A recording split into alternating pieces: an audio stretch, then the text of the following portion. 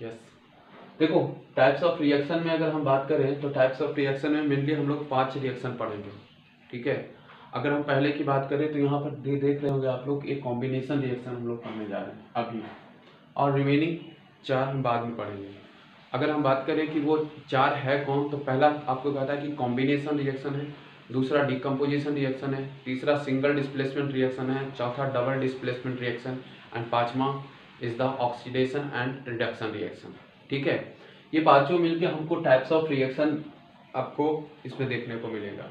सबसे बड़ा चीज़ क्या है कि अगर इस पोर्शन को हम कैरेक्टरिस्टिक्स को देखें तो एक चीज़ तो मैंने कैरेक्टरिस्टिक्स पढ़ा था और दूसरा टाइप्स ऑफ रिएक्शन। अगर कैरेक्टरिस्टिक्स की बात करें तो कैरेक्टरिस्टिक्स में आपको मेन तौर पे अगर देखा जाए तो वो 30% आपको कवर करता है केमिकल रिएक्शन एंड इक्वेशन का।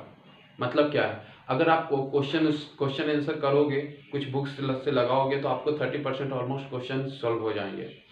बट अगर हम देखें टाइप्स ऑफ रिएक्शन का, तो टाइप्स ऑफ रिएक्शन आपको ऑलमोस्ट 70% क्वेश्चन को कवर करता है। और जहाँ तक बोर्ड की बात है, बोर्ड में आपको टाइप्स ऑफ रिएक्शन में ही पहचानने के लिए अक्सर क्वेश्चन कॉमन ये होता है कि बताइए कौन सा रिएक्शन है ना। टाइप्स ऑफ रिएक्शन से आपको अक्सर पूछा जाता है रिपीटेड क्वेश्चन में।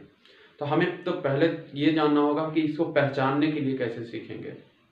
उसके बाद कोई भी केमिकल रिएक्शन है तो हम इसे पहचानेंगे कैसे, स्पेसिफिक तरीका से। अगर वो कर लिए तो वही हमारा बोर्ड में पूछा जाने वाला क्वेश्चंस होगा। उसके बाद कुछ मैं फॉर्मेटिव वे में क्वेश्चन कराऊंगा जो काफ़ी आपको बोर्ड के एग्जामिनेशन ऑफ पॉइंट हो। इवन दोज 2020 का जो क्वेश्चन था वो सारा कुछ भी मैं कराऊंगा, है ना, जो इस पे बेस्ड रहेगा। ठीक है, तो हम लोग आगे बढ़ते हैं that is a combination reaction.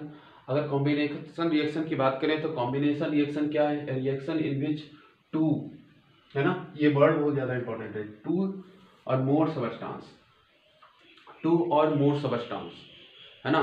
तो पहले तो आपको समझना पड़ेगा ये सबस्टांस क्या है। तो substance is the purest form of क्या, मैटर, है ना। अगर प्योरेस्ट फॉर्म ऑफ मैटर को हम क्या बोलते हैं, सबस्टांस बोलते हैं। और इसी सबस्टांस का 2 पार्ट में हम लोग डिवाइड किए थे 9th क्लास में, एक एलिमेंट और दूसरा कंपाउंड। तो एलिमेंट और कंपाउंड मतलब या तो एलिमेंट होगा वो सबस्टांस या कंपाउंड हो सकता है, इससे छोड़कर कोई और नहीं होगा। कहता है टू और more substance combined to form single substance, single substance, है ना। तो सिंगल सबस्टांस इज कॉल्ड क्या, आगे आपको है, इज कॉल्ड कॉम्बिनेशन रिएक्शन, है ना। देखो सिंपल इज दैट, क्या बोला है, अब देखो एग्जांपल से आपको ज्यादा समझ में आएगा।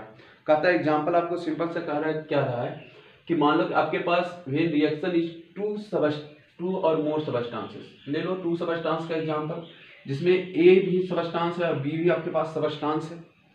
और ए बी क्या हो रहा है, एक दूसरे से कंबाइन हो रहा है। क्या हो रहा है, ए बी से कंबाइन हो रहा है और फॉर्मेशन कर रहा है एक सी सबस्टांस का, that is a single substance होना चाहिए, है ना। ये सिंगल सबस्टांस है, ये सिंगल सबस्टांस है, यहाँ पर 2 सबस्टांस है, हो सकता है 2 से ज्यादा भी हो जाए।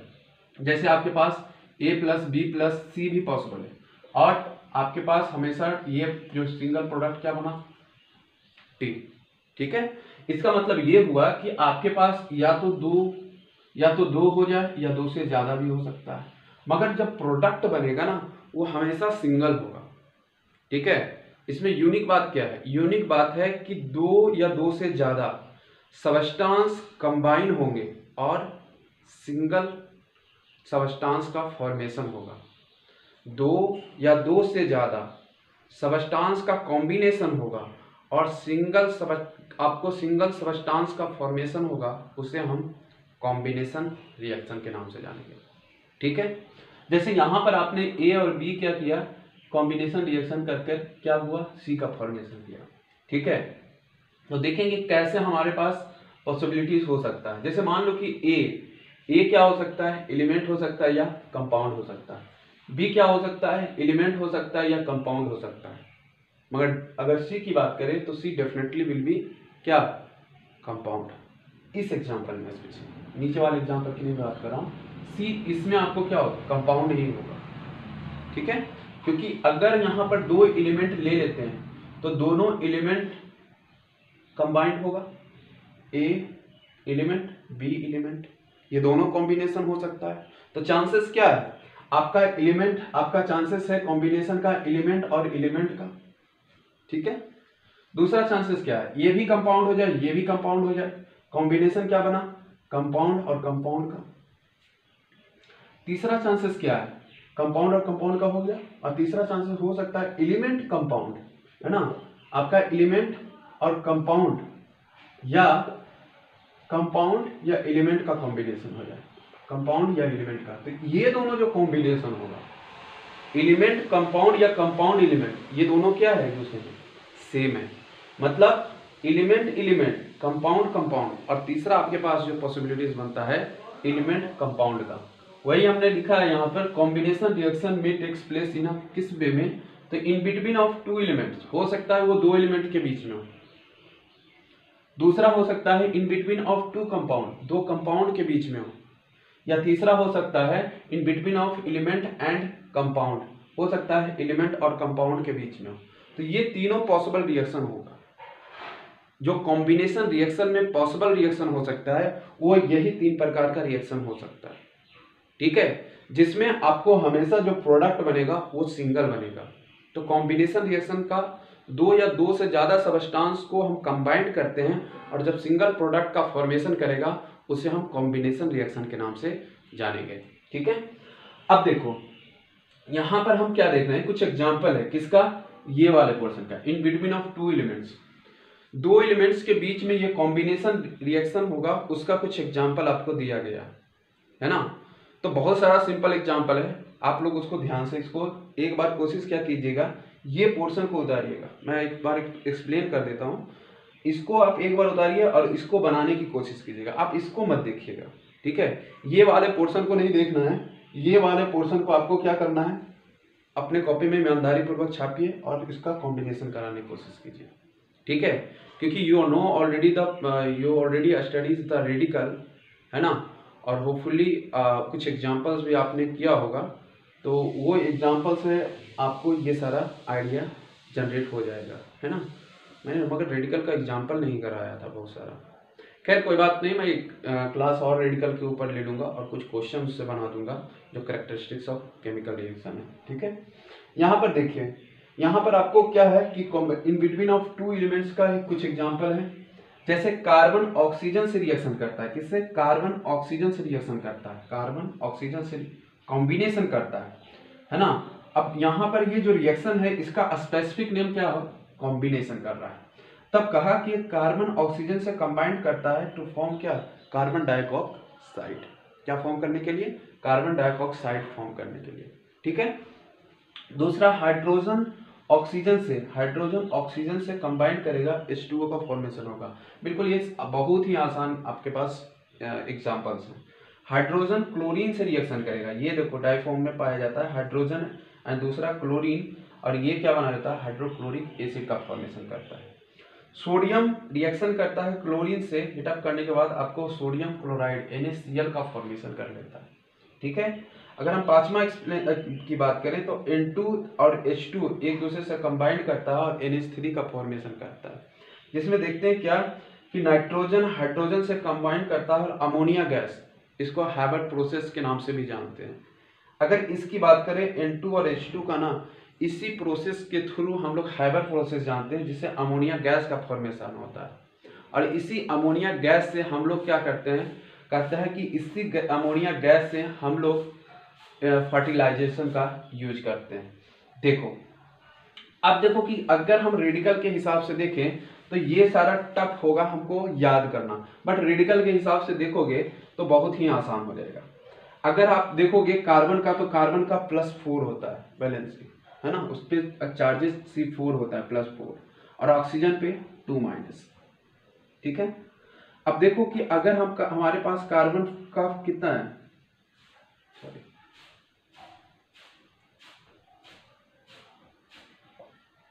CO2, अब देखो कार्बन के पास कितना है, 4 है, और एक एटम के पास इसका कितना है, 1 है, तो 2 एटम के पास कितने हो गए। अब ये इससे कॉम्बिनेशन कर लेगा तो क्या बना लिया, CO2, ठीक है। अगर हम देखें नेक्स्ट एग्जांपल का, तो हाइड्रोजन ऑक्सीजन से कंबाइन करेगा, हाइड्रोजन किससे कंबाइन करेगा, और ऑक्सीजन का क्या होता है, 2-। कैसे होगा कंबाइंड? हाइड्रोजन और ये ऑक्सीजन है ना, यहाँ पर 1 यहाँ पर 2, ये कंबाइंड होगा और बना क्या लेगा? H2O। ठीक है, यहाँ पर देखो HCl की बात करें तो आपको HCl की पता है H प्लस और Cl माइनस। ठीक है, तो यहाँ पर कंबाइंड होने के लिए इसके नीचे आपको क्या करना पड़ेगा? उसका अंक लिखिए, जितना चार्ज है 1 लिख दिया और इसके ऊपर 1 चार्ज है 1 लिख दिया, ये क्रॉस मल्टीप्लाई करो, बन गया क्या? HCl। नेक्स्ट आपके पास सोडियम है और क्लोरीन है। तो सोडियम का पता होता है, रेडिकल में मैंने पढ़ा है कि Na प्लस होता है और इसका कितना होता है? Cl माइनस होता है। तो इसके भी नीचे मैंने चार्ज लिख दिया और कंबाइंड को क्रॉस मल्टीप्लाई किया, क्या बन गया? NaCl। ठीक है, अगर अमोनिया की बात करें तो नाइट्रोजन, अमोनिया का रेडिकल ये एमाइड कहलाता है, N3 माइनस, है ना, हो सकता है मैंने आपको नहीं लिखाया, एमाइड ये होता है, और हाइड्रोजन H प्लस होता है। तो नाइट्रोजन के पास कितना चार्ज है? 3 और हाइड्रोजन के पास कितना चार्ज है? 1। तो ये आप क्रॉस मल्टीप्लाई करो, क्या बना? NH3। ठीक है, मतलब हर एक रिएक्शन को हम अगर हम बात करें तो बहुत ही आसानी से डील कर सकते हैं थ्रू आउट द रेडिकल्स। कैसे ये कंबाइन कर रहा है स्पष्ट पता चल जाएगा। इसलिए मैंने बताया था कि radical is the most important part. Hopefully आपको किसी में कोई कंफ्यूजन नहीं होगा, है ना। ठीक है,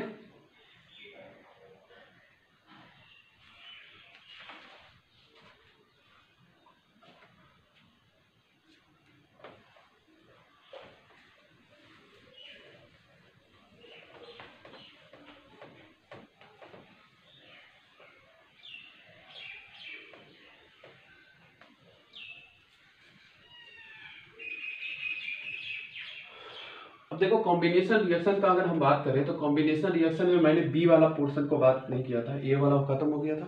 बी वाले की अगर हम बात करें तो बी वाले पोर्शन में आपको देखने को मिलता है कि अगर हम कंपाउंड और कंपाउंड के बीच में करा रहे है ना, इन बिटवीन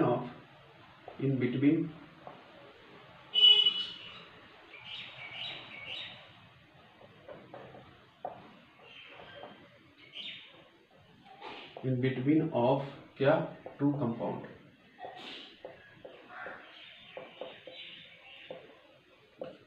देखो इन बिटवीन ऑफ 2 कंपाउंड में आपको क्या होना चाहिए? दोनों का दोनों कंपाउंड होगा, तब ये कंबाइंड करके जो भी बनाएगा। तो देखते हैं, देखो अगर कॉम्बिनेशन रिएक्शन है ना, तो कॉम्बिनेशन रिएक्शन में अगर आप क्या करो कि पहले तो आपके पास कैल्शियम ऑक्साइड, जिसको क्विकलाइम के नाम से जानते हैं, H2O को अगर कंबाइन कराएंगे तब क्या होगा? ये बना लेगा कैल्शियम हाइड्रोक्साइड।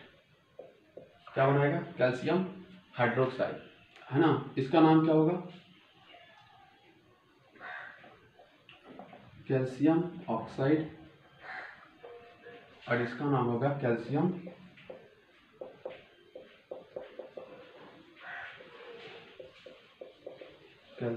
हाइड्रोक्साइड।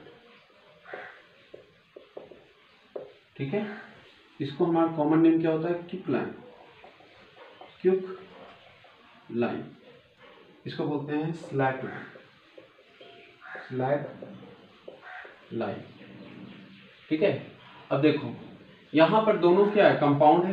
और कंपाउंड किसको बोलेंगे? कहता है if a substance which is form by combination of 2, है ना, डिफरेंट काइंड ऑफ एटम्स है। तो यहाँ पर कैल्शियम है और ऑक्सीजन है, तो ये कंपाउंड कहलाएगा, ये भी कंपाउंड। और इसको अगर कॉम्बिनेशन हो रहा है तो कैल्शियम हाइड्रोक्साइड का फॉर्मेशन हो रहा है। ठीक है, अगर हम बात करें कि आपके पास NH3 है, NH3 को अगर HCl से रिएक्शन करा देते हैं, ये क्या है?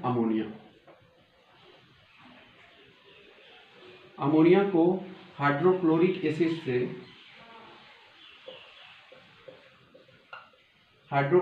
एसिड के साथ रिएक्शन कराते हैं तो ये बना लेता है NH4Cl। ठीक है, दूसरा आपके पास आता है, कहता है क्या कि अगर NH3 को ही हम रिएक्शन कराते हैं H2O से, ठीक है, अगर कराएंगे तो यहाँ पर NH4OH का फॉर्मेशन करेगा। ठीक है, इसको बोलते हैं अमोनियम क्लोराइड।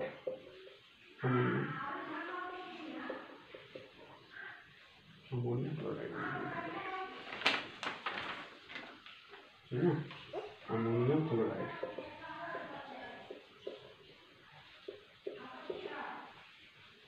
और ये वाला पोर्शन क्या रहेगा, अमोनियम हाइड्रोक्साइड, अमोनियम हाइड्रोक्साइड, इसको क्या बोलेंगे, अमोनिया। और ये आपके पास वाटर है, ठीक है। तो ये आपको एग्जांपल जिसमें आपको क्या देखने को मिलेगा कि हर एक पोर्शन को आप डील कर सकते हो। मैंने बोला था यहाँ पर देखो क्या हुआ है कि कैल्शियम प्लस प्लस और OH माइनस ये कंबाइंस हुआ है और कैल्शियम हाइड्रोक्साइड का फॉर्मेशन किया है। कैसे, यहाँ 2 यहाँ 1, तो यहाँ पर क्या हो गया, सॉरी हाँ ठीक है, तो Ca ये क्या बना लेगा, CaOH का होल 2 बना लेगा, ठीक है। दूसरा आपके पास यहाँ देखो NH4 अमोनिया, मैंने पॉजिटिव रेडिकल फर्स्ट ना मोनोवैलेंट पॉजिटिव रेडिकल में बताया था, Cl माइनस है ना, तो NH4 plus and Cl minus, तो यहाँ पर क्या होगा 1 प्लस मतलब 1 और Cl माइनस 1, इसका मतलब ये क्या बना लिया, NH4 और Cl बना लिया, ठीक है।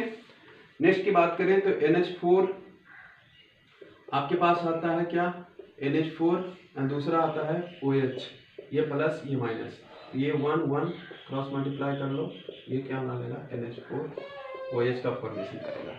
इसमें आपको क्या देखने को मिला कि हर एक कॉम्बिनेशन, हर एक रिएक्शन को आप डील कर सकते हो रेडिकल्स के थ्रू कि कैसे एक्चुअल में एक कंपाउंड का फॉर्मेशन हुआ होगा, ठीक है। नेक्स्ट आपका लास्ट जो पोर्शन बचता है वो क्या है, that is a third portion in between of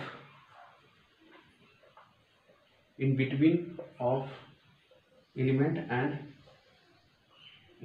and compound.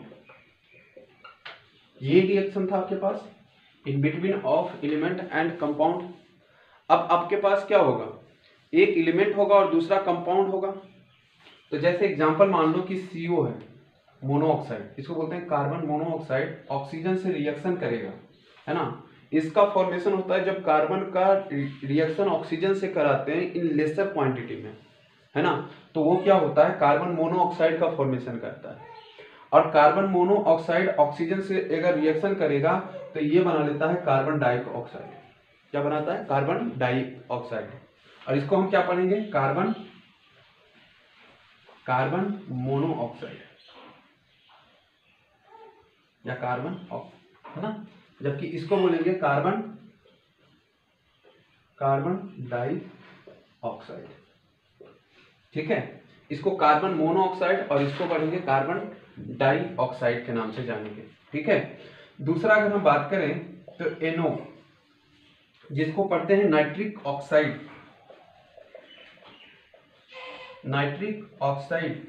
अगर ये रिएक्शन करता है ऑक्सीजन से तो बनाता है क्या है, NO2 का फॉर्मेशन करता है और इसको हम पढ़ते हैं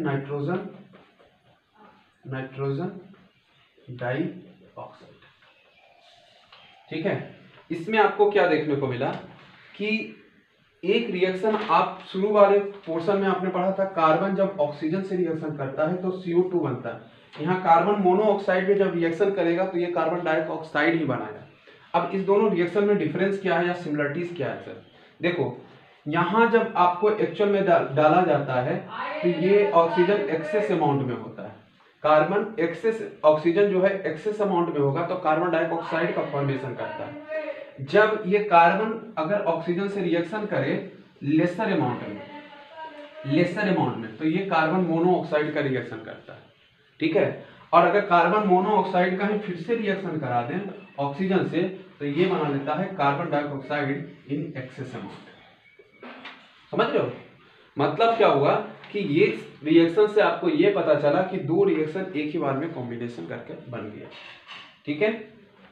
ये सारे एग्जाम्पल आपको बहुत ही ज्यादा इंपॉर्टेंट है और इस इंपॉर्टेंट क्वेश्चन होने के चलते आपको क्या करना पड़ेगा, सिंपल सा एक काम कीजिएगा। क्या सर, आपको करना है हर एक रिएक्शन को अच्छे से लिख कर, है ना। जैसे CaOH2O से रिएक्शन करेगा तो क्या बनाएगा, आप प्रोडक्ट मत देखना, एक दो बार में तो बिल्कुल दिमाग हिल जाएगा, है ना।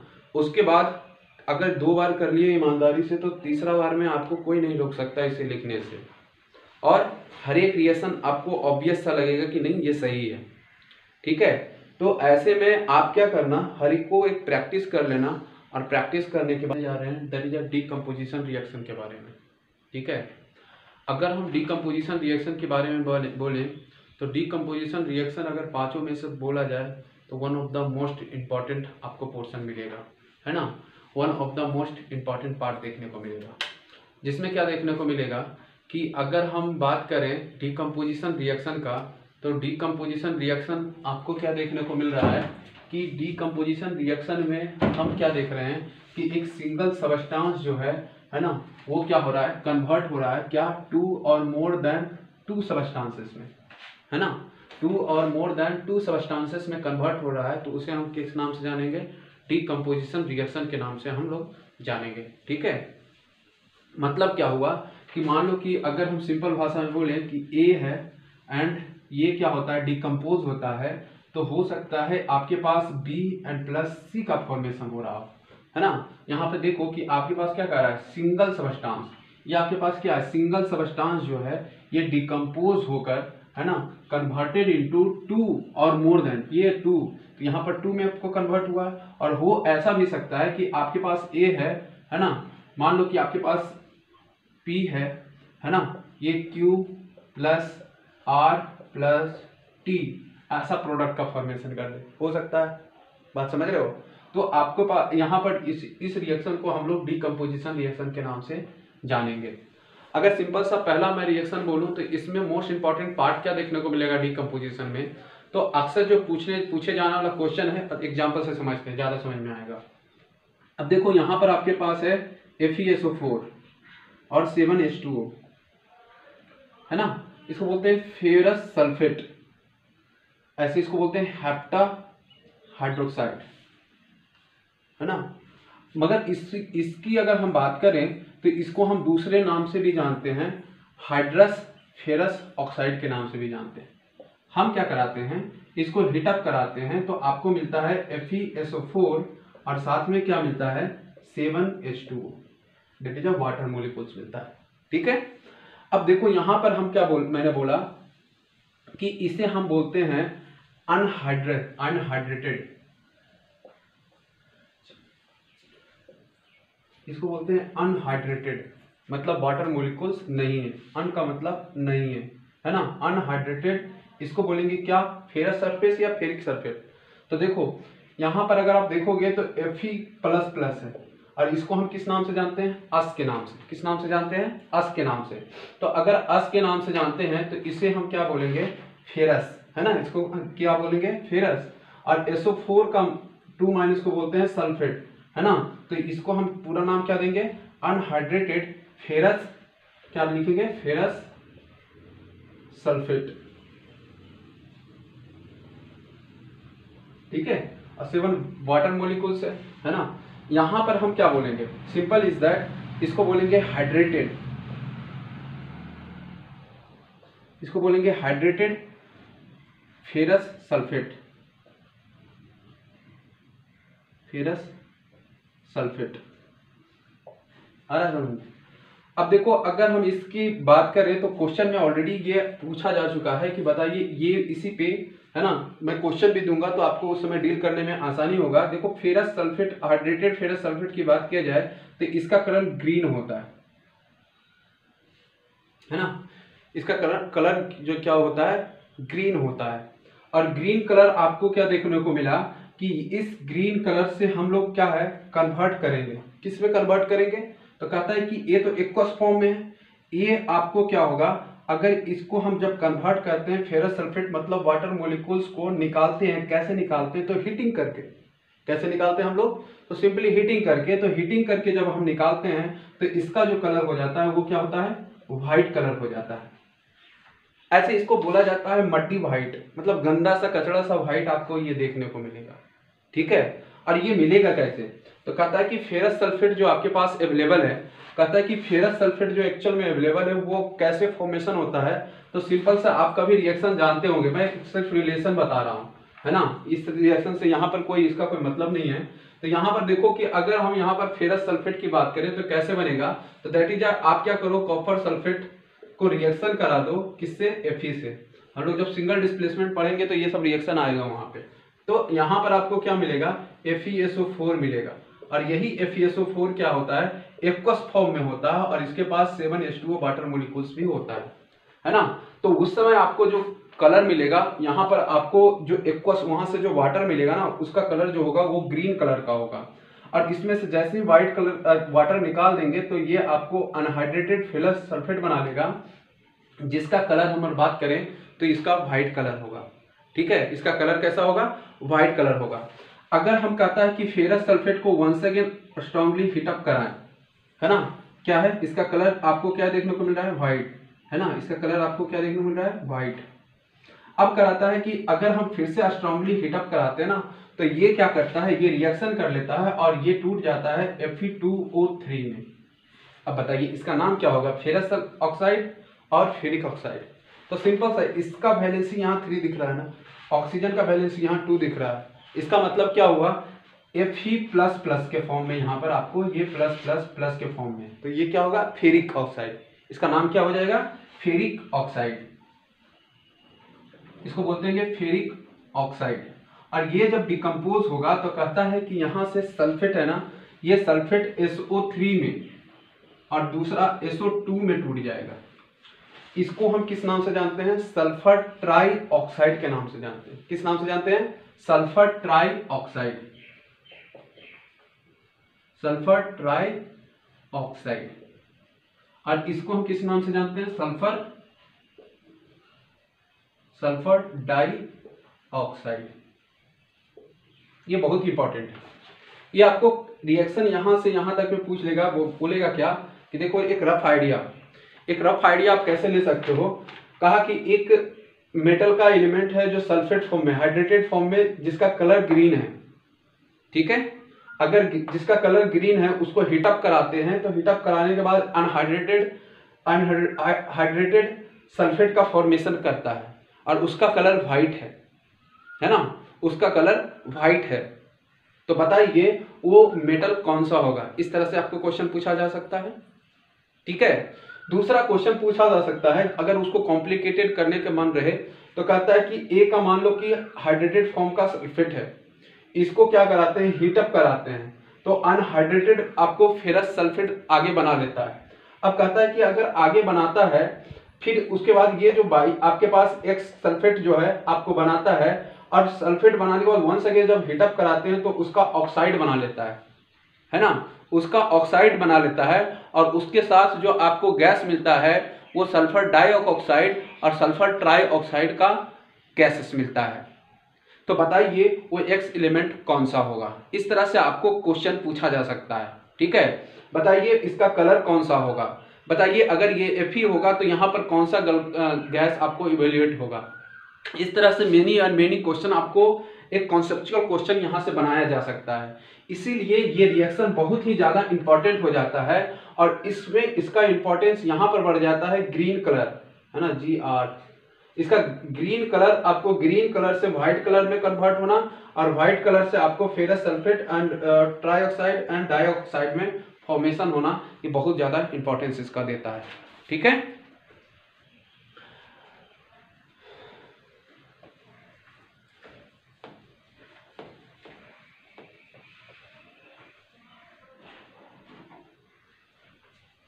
देखो अगर हम बात करें नेक्स्ट वाला पोर्शन में, तो आपके पास अगर आप देखोगे तो नेक्स्ट पोर्शन आपके पास आता है क्या, पीवी। चलो क्या आसान सा करते हैं, आपके पास डिकम्पोजिशन है ना, तो CaCO3 इसको हीटअप कराते हैं। ऑलरेडी आपको पता है क्या बनेगा, दैट इज आपको CaO बनेगा और क्या देगा, CO2 देगा। ठीक है, अब बताओ कि कैल्शियम कार्बोनेट, इसका हम अगर इसका नाम क्या होगा, कैल्शियम कार्बोनेट, और इसका क्या नाम होगा, कैल्शियम ऑक्साइड, कैल्शियम ऑक्साइड। इसका नाम आपको पता है, फिर भी लिख देता हूं, कार्बन डाइऑक्साइड।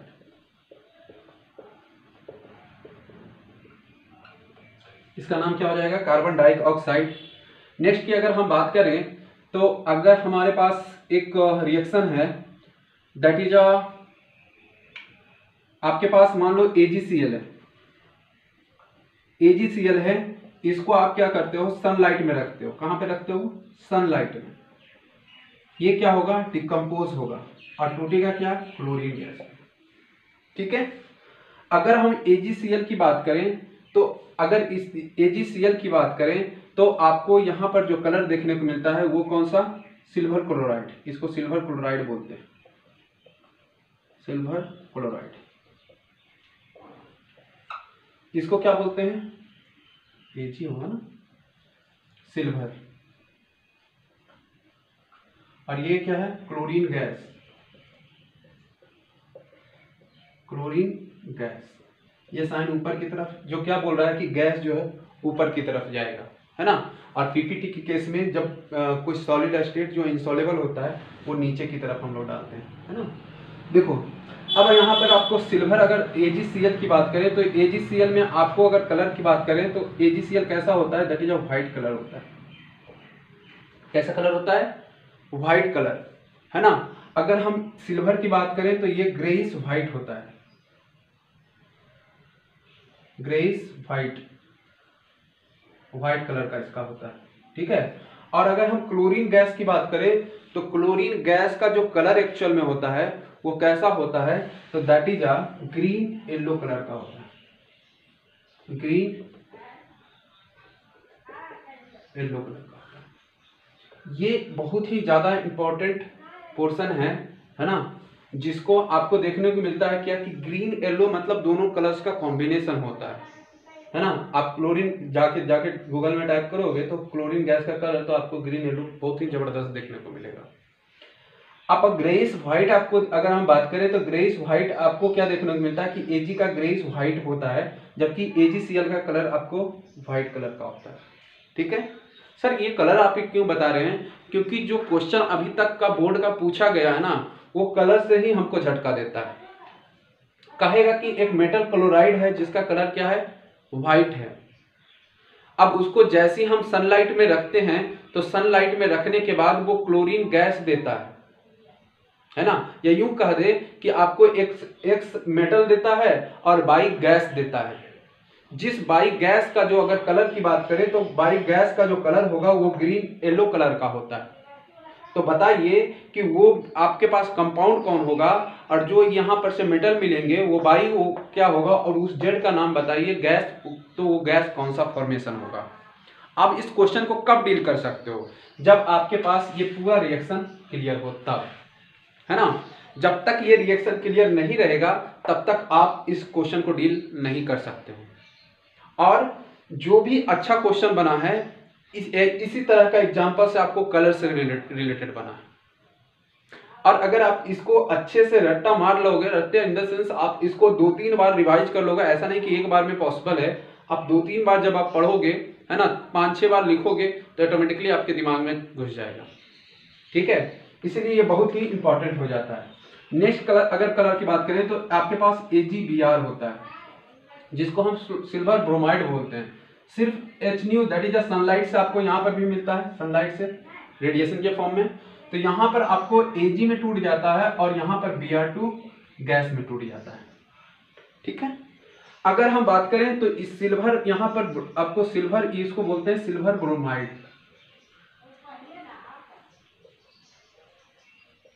अब सिल्वर ब्रोमाइड का आपको कलर की अगर हम बात करें तो सिल्वर ब्रोमाइड का जो कलर होता है वो होता है येलो कलर, है ना, प्ले येलो कलर।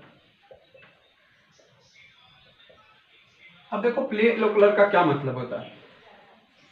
चेहरा का कलर समझते हो? चेहरा का कलर कभी पीला पड़ जाना, चेहरा का जब कलर पीला पड़ जाता है ना उसी को बोलते हैं प्ले येलो, मतलब हल्का पीला, है ना। अगर हम बात करें ये सिल्वर का तो सिल्वर में आपको क्या देखने को मिलता है, जैसे देखो कि किसी को चिकन पॉक्स वाला प्रॉब्लम आता है तो चिकन पॉक्स वाला में शायद पीला हो जाता है थोड़ा शरीर, है ना, डेड बॉडी का भी अवसर है। तो उस तरह का आपको अगर पीला की बात करें तो उसको प्ले येलो कहते हैं। अगर हम इसकी Ag की बात करें तो Ag आपको क्या होगा, ग्रेइश व्हाइट, सेम कलर आपको देखने को मिलेगा, सेम आपको। अगर ब्रोमीन की बात करें तो ब्रोमीन का जो आपके पास कलर देखने को मिलता है वो आपको क्या है, B for bromine and B for brown. कौन सा colour, B for bromine and B for brown, है ना। और ब्राउन से आपको कौन सा ब्राउन, तो that is a yellow brown. ठीक है, ये कौन सा कलर मिल जाता है आपको, सॉरी ये येलो ब्राउन ना होके आपके पास ये रेड ब्राउन, सॉरी ये क्या होता है, रेड ब्राउन कलर का होता है। ठीक है, अगर हम यहां पर देखें तो देखो B for bromine and R for red, ऐसे करके रख सकते हो। यहां पर आप याद करना चाहोगे तो देखो फोटो चूंकि सिंथेसिस हो रहा है, तो फोटोसिंथेसिस कहाँ होता है, तो ग्रीन कलर में होता है, सॉरी फोटोसिंथेसिस मतलब सनलाइट के थ्रू फोटोसिंथेसिस होता है। और देखो यहाँ पर भी आपको ग्रीन ग्रीन कलर दिख रहा है क्लोरीन का, और ग्रीन, और चूंकि आपके पास एक येलो कलर यहाँ पर एडिशनली ऐड होता है, कहाँ से देखोगे, है ना। तो आपको ये याद करना पड़ेगा, ये कलर बहुत ज्यादा इंपॉर्टेंट है, इसलिए कलर को आप कभी भी मिस मत करना, क्योंकि कलर ही आपको इंपॉर्टेंस देगा इस पूरे क्वेश्चन का, है ना। आगे देखते हैं।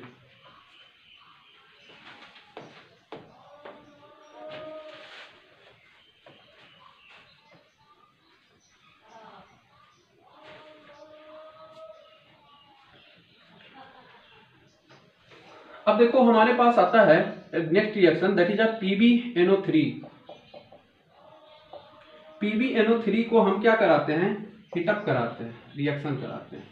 ये बनाता है PbO और साथ में क्या देता है NO2 और साथ में क्या देता है O2।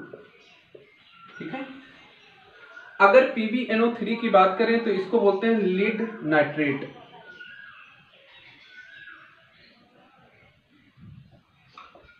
इसको बोलते हैं लीड ऑक्साइड या मोनोऑक्साइड, ऐसे भी बोल सकते हो।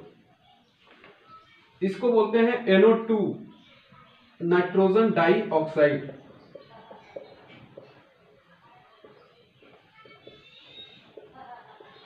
इसको बोलते हैं नाइट्रोजन डाई ऑक्साइड। ठीक है, अगर हम यहां पर कलर की बात करें तो आपको क्या देखने को मिलता है, ये आपको कलर लेस होता है ना। ये आपको लीड नाइट्रेट का कोई कलर नहीं होता है। जबकि PbO की बात करें तो आपके पास Pb आपको क्या देखने को मिलता है, येलो कलर, येलो कलर का देखने को मिलता है। जबकि NO2 की बात करें तो ये ब्राउन कलर आपको देखने को मिलता है। कैसा ब्राउन, तो कहता है कि फम्स ब्राउन इसको बोलते हैं, फम्स, है ना। कैसा, तो ब्राउन फम्स आपको देखने को मिलता है, झाग टाइप का, क्योंकि ये गैसियस फॉर्म में होता है इसीलिए। ठीक है, तो हमने क्या देखा कि PbNO3 लीड नाइट्रेट को हम जब हीटअप कराते हैं तो PbO NO एंड O2 के फॉर्म में निकलता है। ये बहुत बार क्वेश्चन इसको रिपीट करके इस रिएक्शन को पूछा गया है। ठीक है, किसी भी बुक में देखोगे कि स्टैंडर्ड क्वेश्चन आपको यहां से जरूर उठाता है, इसीलिए हर एक रिएक्शन आपका इंपॉर्टेंस होता है। ठीक है, इंपॉर्टेंट है। अगर हम बात करें आगे में तो आपको H2O है वाटर, अगर हम इलेक्ट्रोलाइसिस कराते हैं मतलब इलेक्ट्रिसिटी पास कराते हैं, और इस इलेक्ट्रिसिटी जैसे ही पास कराते हैं तो आपको क्या मिलता है, हाइड्रोजन गैस मिलता है और साथ में ऑक्सीजन गैस मिलता है। कैसे होता है, ये सिंपल सा प्रोसेस है जिसमें एक बीकर ले लेते हैं और इसमें वाटर ले लेते हैं। एक आपके पास दो पोल होता है, एक पॉजिटिव दूसरा निगेटिव। अगर पॉजिटिव की बात करो तो पॉजिटिव वाला क्या कहलाएगा, एनोड, पॉजिटिव चार्ज, और इसको बोलते हैं कैथोड। ठीक है, इस पे निगेटिव चार्ज। अब यहां पर हाइड्रोजन है, यहां पर ऑक्सीजन है। हाइड्रोजन क्या टूटता है, प्लस में, ऑक्सीजन 2 माइनस में, क्या होगा, तो ये ऑक्सीजन चला जाएगा प्लस वाले पोर्शन पे और हाइड्रोजन चल जाता है निगेटिव वाले पोर्शन पे। अब यहां से आपको क्या होता है, O2 गैस बनाता है और यहां से हाइड्रोजन गैस बनाता है। अगर ये इन्वर्टेड ट्यूब लगा दो तो ये गैस क्या होगा, यहां जमता चला जाएगा। ठीक है, ये इलेक्ट्रोलाइसिस हम लोग आगे भी पढ़ेंगे, इलेक्ट्रोलाइसिस काफी डिटेल में, है ना, कि इसका रेशियो सारा कुछ क्वेश्चन डील करेंगे, है ना। इस चैप्टर में, नेक्स्ट चैप्टर में आपको पढ़ना है, नेक्स्ट टू नेक्स्ट चैप्टर में मेटल और नॉन मेटल में आपको देखने को मिलेगा हमें। तो यहां पर आपको क्या हुआ कि इलेक्ट्रोलाइसिस कराए और हाइड्रोजन और ऑक्सीजन गैस में ये टूट गया। दूसरा आपके पास आता है, कहता है कि आपके पास NaCl है। कौन सा, NaCl, इसको बोलते हैं सोडियम क्लोराइड। सोडियम क्लोराइड के नाम से जानते हैं। सेम हम इलेक्ट्रोलाइसिस कराते हैं तो आपके पास सोडियम मेटल मिलता है और क्लोरीन गैस आपको यहां से मिल जाता है। ठीक है, तो ये आपको एक रिएक्शन है जो बता रहा है क्या कि आपके पास ये रिएक्शन इसी तरह से डिकम्पोज होता है। और लास्टली आपके पास एक रिएक्शन होता है Al2O3, है ना, इसको क्या बोलेंगे, एल्युमिनियम ऑक्साइड। एल्युमिनियम लिख लो, एल्युमिनियम ऑक्साइड। इसको भी इलेक्ट्रोलाइसिस कराते हैं तो आपको Al, है ना, आपको Al प्लस O2 यहां से सेपरेट हो जाता है।